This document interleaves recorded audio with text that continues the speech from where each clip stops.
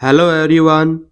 आज की क्लास में अपन बात करने वाले हैं diagnosis, prognosis, treatment, classification of disease यानी रोगों की जांच करना, पहचान करना, उनका उपचार करना और रोगों का वर्गीकरण के बारे में। दोस्तों आज की क्लास में अपन बात करने वाले हैं वेटनरी मेडिसिन, जो कि वेटनरी के अंदर ऑल ओवर इंडिया में जितने भी एग्जाम होते हैं इन सभी एग्जामों में दोस्तों आपको हेल्प करने वाली ये क्लास होगी।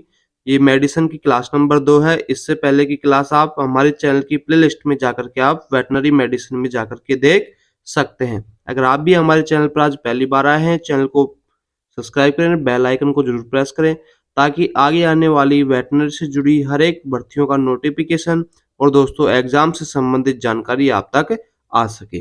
चलेगा दोस्तों, क्लास स्टार्ट करते हैं, लास्ट तक बने रहना जरूर। डायग्नोसिस, रोग की पहचान करना। तो दोस्तों क्या होता है कि रोग की प्रकृति की पहचान एवं रोग का निश्चित पता लगाना कि कौन सा रोग है, यही दोस्तों डायग्नोसिस कहलाता है। यानी रोग की स्थिति का निश्चित पहचान कर लेना ही डायग्नोसिस बोला जाता है। ठीक है, इसके बाद में अपन बात करते हैं स्नैपशॉट। तो स्नैपशॉट डायग्नोसिस क्या होता है दोस्तों?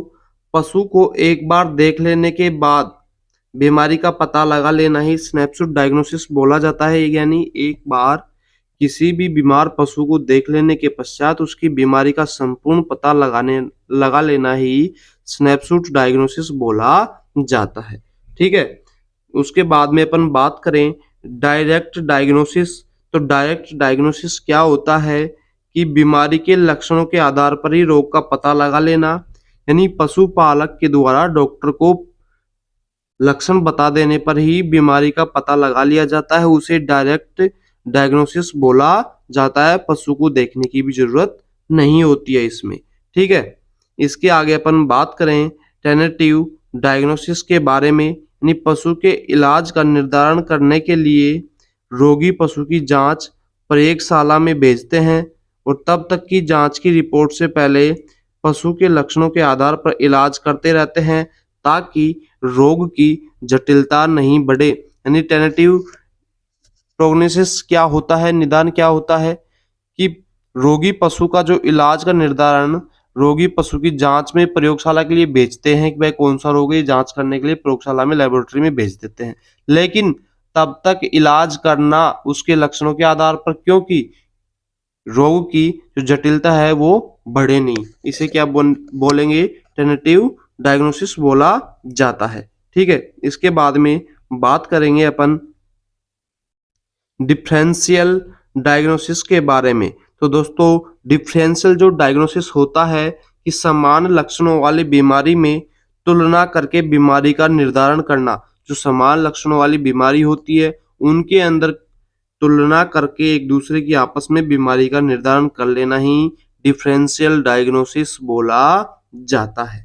ठीक है, इसके आगे दोस्तों बात करेंगे कंफर्मेंट्री डायग्नोसिस के बारे में।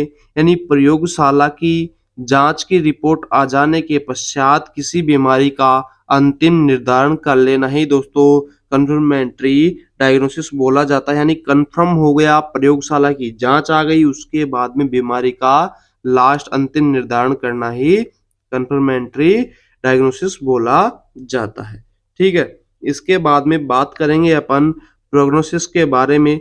दोस्तों प्रोग्नोसिस होता क्या है कि बीमारी की अवधि एवं बीमारी के अंत के बारे में भविष्यवाणी करना ही प्रोग्नोसिस कहलाता है। यानी बीमारी इतने दिनों तक रहेगी और दोस्तों इस बीमारी का अंत कब होगा, इस सब की भविष्यवाणी करना ही प्रोग्नोसिस कहलाता है। ठीक है, इसके बाद में अपन बात करेंगे एक्सीलेंट प्रोग्नोसिस के बारे में। एक्सीलेंट प्रोग्नोसिस जो होता है क्या होता है कि बीमारी की सटीक भविष्यवाणी करना, कि बीमारी के बारे में बता देना फिक्स कि इतने दिनों तक ये बीमारी रहेगी और दोस्तों इसका अंत तब होगा। ठीक है, इसके बाद में बात करें फेयरेबल या गुड प्रोग्नोसिस के बारे में। तो दोस्तों इस बीमारी का इलाज 100% संभव है। यानी जिस बीमारी का इलाज 100% संभव हो उसे गुड प्रोग्नोसिस भी बोला जाता है। ठीक है, इसके बाद में बात करें अपन फेयर या डाउटफुल प्रोग्नोसिस के बारे में। डाउटफुल प्रोग्नोसिस क्या होती है कि इसमें ठीक होने की संभावना 50% होती है, लेकिन 50% नहीं होती है। इसी से लिए डाउटफुल प्रोग्नोसिस बोला जाता है या फेयर प्रोग्नोसिस बोला जाता है। ठीक है, इसके बाद में बात करते हैं अपन पुअर प्रोग्नोसिस के बारे में। तो दोस्तों पुअर प्रोग्नोसिस के बारे में क्या होता है कि जो बीमारी होती है उसके सही होने की संभावना बहुत कम होती है, यानी सही नहीं भी हो और संभावना भी है तो बिल्कुल ना के बराबर संभावना होती है। ठीक है, उसके बाद में बात करें ग्रेव प्रोग्नोसिस। तो दोस्तों ग्रेव प्रोग्नोसिस वो प्रोग्नोसिस होती है कि इलाज असंभव हो तथा मृत्यु की संभावना निश्चित हो, यानी मृत्यु होकर के रहेगी, उसे ग्रेव प्रोग्नोसिस बोला जाता है। ठीक है, इसके बाद में आता है दोस्तों आपका ट्रीटमेंट इलाज।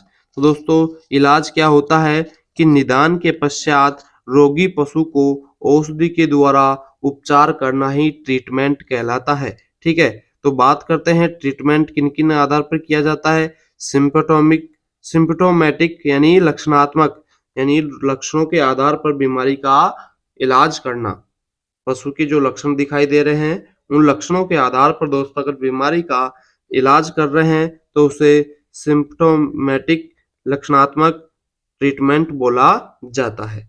ठीक है, इसके बाद में बात करें अपन स्पेसिफिक ट्रीटमेंट के बारे में, यानी विशिष्ट इलाज के बारे में, स्पेशल इलाज के बारे में, यानी विशेष बीमारी का विशेष प्रकार से इलाज करना। जैसे मिल्क फीवर में कैल्शियम से इलाज किया जाता है, यानी स्पेशल डिजीज हो गई और उसका इलाज भी स्पेशल कर रहे हैं यानी कैल्शियम से। ठीक है, इसके बाद में दोस्तों बात करेंगे अपन पैलिएटिव ट्रीटमेंट के बारे में, यानी उपशामक ट्रीटमेंट जो होता है, इलाज होता है किसी रोग का इलाज संभव नहीं होने की स्थिति में दोस्तों रोगी पशु का जीवन काल बढ़ाने के लिए किया जाने वाला उपचार, जैसे डायबिटीज में इंसुलिन से उपचार करना।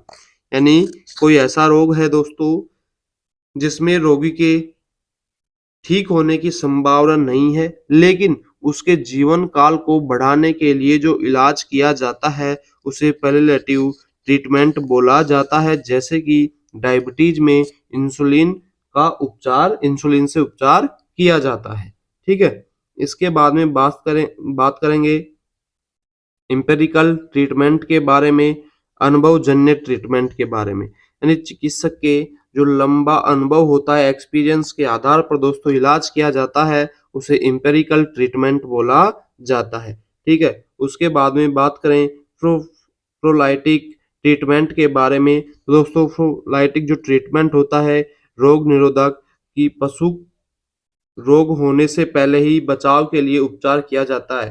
प्रोलाइटिक ट्रीटमेंट किसे बोलेंगे, यानी रोग होने से पहले ही उसके बचाव के लिए उपचार किया जाता है, जैसे टीकाकरण, वैक्सीनेशन, आइसोलेशन, पशु को अलग रखना। ठीक है, ये होता है प्रोलाइटिक ट्रीटमेंट।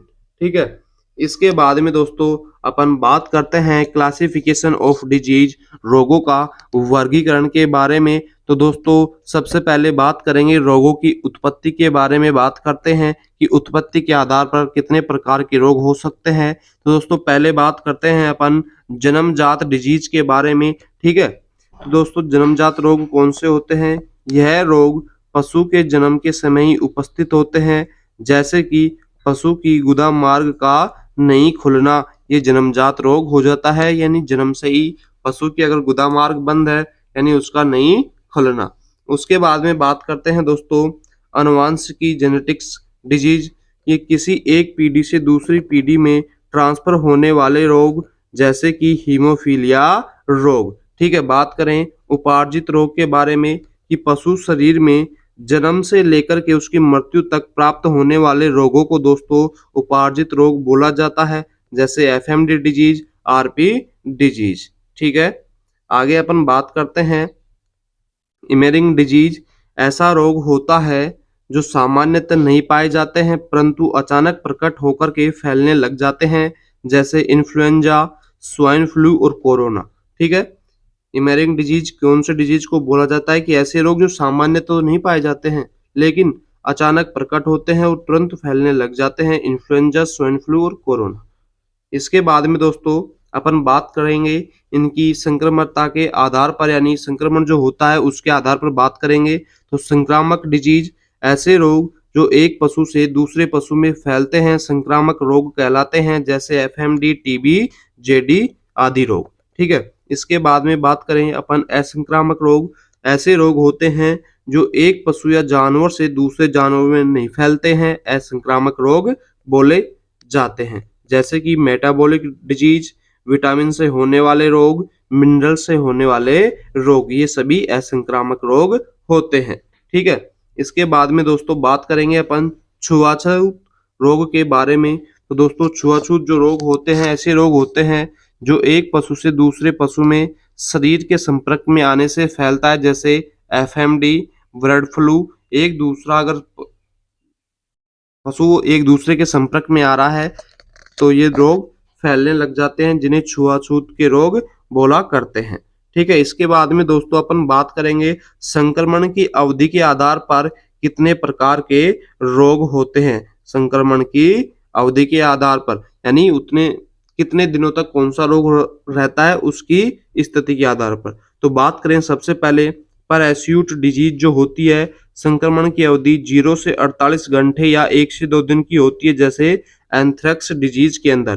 पैरास्यूट डिजीज किसे बोला जाता है, जिसके अंदर 0 से 48 घंटों का समय होता है, यानी 1 से 2 दिन के समय के अंदर ही जो डिजीज फैल जाती है, हो जाती है दोस्तों, उसे पैरास्यूट डिजीज बोला जाता है, एंथ्रेक्स रोग। ठीक है, उसके बाद में बात करते हैं एक्यूट डिजीज के बारे में। संक्रमण की अवधि 3 से 14 दिनों तक या 1 से 2 सप्ताह तक रहती है, जैसे आरपी, एफएमडी की ऐसी डिजीज जो 1 से 2 सप्ताहों तक अपनी स्थिति को बनाए रखती है, उसे आरपी या एफएमडी डिजीज बोला जाता है।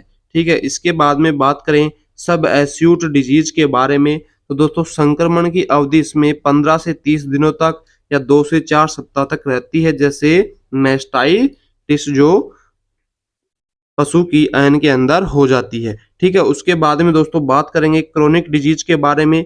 संक्रमण की अवधि 30 दिनों से ज्यादा, जैसे सर्रा रोग, टीबी, जेडी और ब्रुसेलोसिस। ठीक है दोस्तों, ये तो हो गए थे आपके संक्रमण की अवधि के आधार पर। इसके बाद में दोस्तों अपन बात करेंगे रोगों के फैलाव के आधार पर कितने प्रकार के रोग होते हैं। तो दोस्तों सबसे पहले बात करेंगे एंडेमिक डिजीज, स्थानिक डिजीज के बारे में, कि एक छोटे क्षेत्र में लंबे समय से बहुत से जानवरों में होने वाला रोग, जैसे एंथ्रेक्स और ब्लैक क्वार्टर बीक्यू।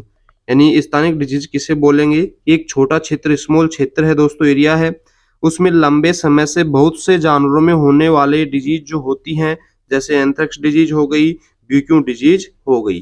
ठीक है, उसके बाद में दोस्तों बात करेंगे एपिडेमिक डिजीज के बारे में, महामारी के बारे में, यानी एक बड़े क्षेत्र में बहुत से जानवरों में होने वाली जो बीमारी होती है जो लंबे समय से रह रही हो, जैसे एफएमडी, आरपी डिजीज दोस्तों।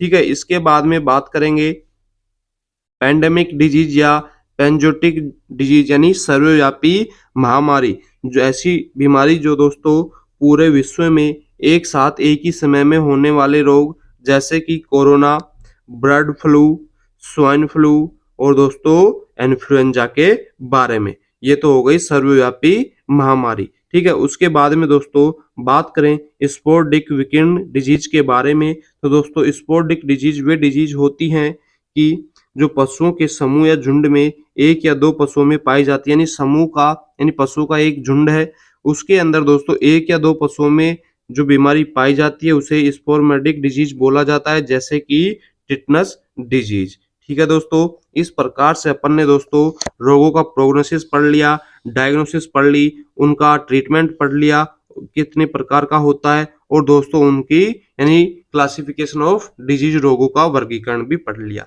इसकी नेक्स्ट क्लास में दोस्तों अपन एक एक डिजीज के ऊपर बात करने वाले हैं, यानी बैक्टीरिया से होने वाले डिजीज के बारे में और उनका क्या इलाज होता है, ये सभी और उनके लक्षण के बारे में जानने वाले हैं। तो दोस्तों नेक्स्ट क्लास में बने रहना, और अभी तक चैनल को दोस्तों सब्सक्राइब नहीं किया है तो दोस्तों सब्सक्राइब कर लें और बेल आइकन को जरूर प्रेस करना, क्योंकि आपको हमारे इस चैनल पर वेटनरी से जुड़ी हुई हर एक भर्तियों के बारे में और दोस्तों जो एग्जाम होते हैं उनसे संबंधित क्वेश्चंस के बारे में दोस्तों बताया जाता रहता है। थैंक यू दोस्तों, धन्यवाद।